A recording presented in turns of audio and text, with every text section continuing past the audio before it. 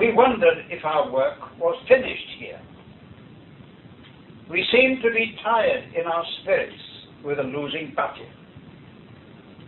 Yet outwardly, the work was going on fine, the church being added to daily, and people getting converted. But we are concerned at the coldness, materialism, and the lack of concern for the lost. So that was the situation with us, the leaders in the work. We were disturbed. Now, if you've read much of revivals in various countries, I'm sure you've noticed that the writers always emphasize the matter of prayer. That in almost every case there's been a lot of prayer before the revival. We had a little prayer. I wouldn't like to say that we had more prayer than other missions around us. This is in the divine mystery of God. We don't understand this. I wouldn't say at all that we were more consecrated and more committed than other people. That would be wrong. That would be wicked. I wouldn't say that. But in God's providence, He came to us, and He stirred up in our hearts a burden of prayer.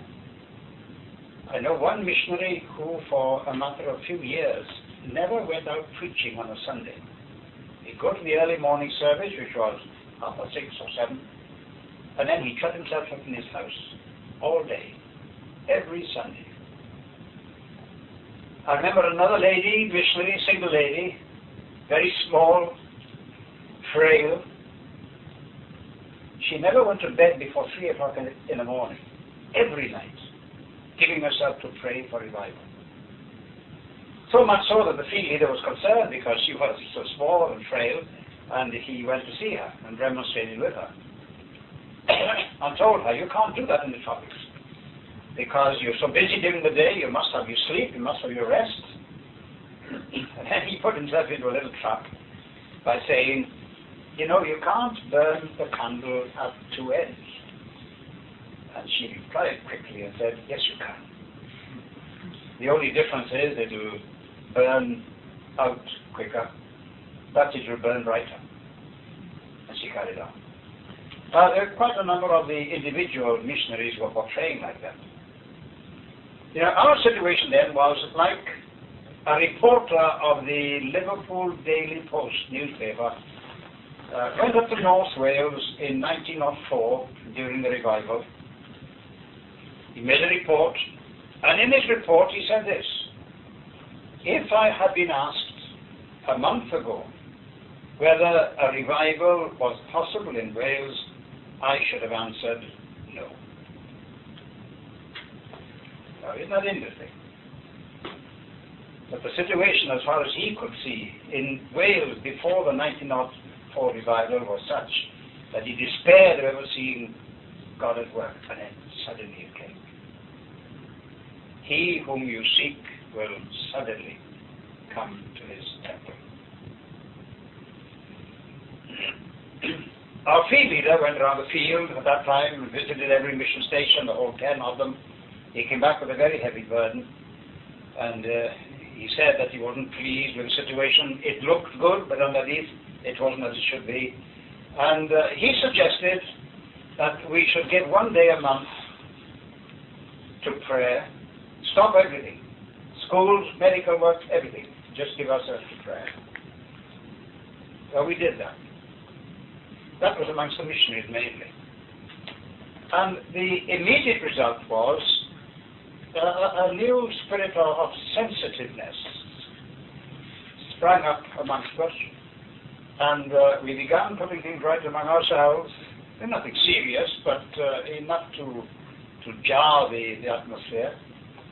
And then that gradually spilled over to the pastors and the evangelists, and they asked if they should join us. And they began doing things too. They got right with us, and we got right with them. But that wasn't revival yet. But that was certainly the beginning of it. And then suddenly it came. The revival broke out in this mission station called Lubuntu, about 500 miles south of us, as I said. And I'll tell you how it happened. there was a week of Bible study and prayer. All the workers had been called in, the blacks and the whites, spent a week together. They had a great time, Bible study, prayer, and they were going through the book of the Acts in particular and studying the works of the Holy Spirit. Then one evening, I think it might have been a Saturday evening, I'm not sure. One evening,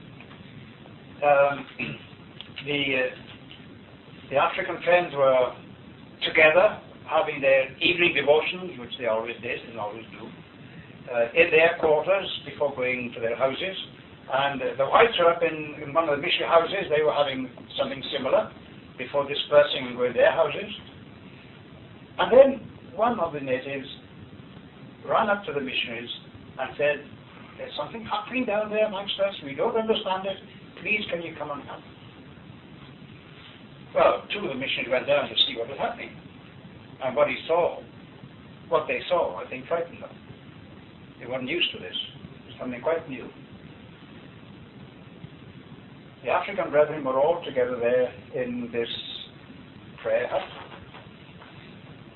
Some were flat on their faces, some were on their knees, some were sitting, some were standing.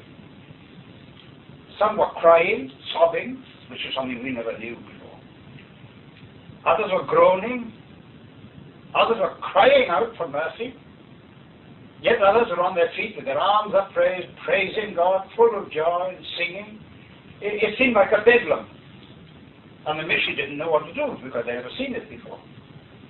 So they waited for quite some considerable time. They tried to quieten it down and tried to disperse the meeting as they go back to their houses. But nobody moved. It went on until about 2 o'clock in the morning. The missionary went back to their house.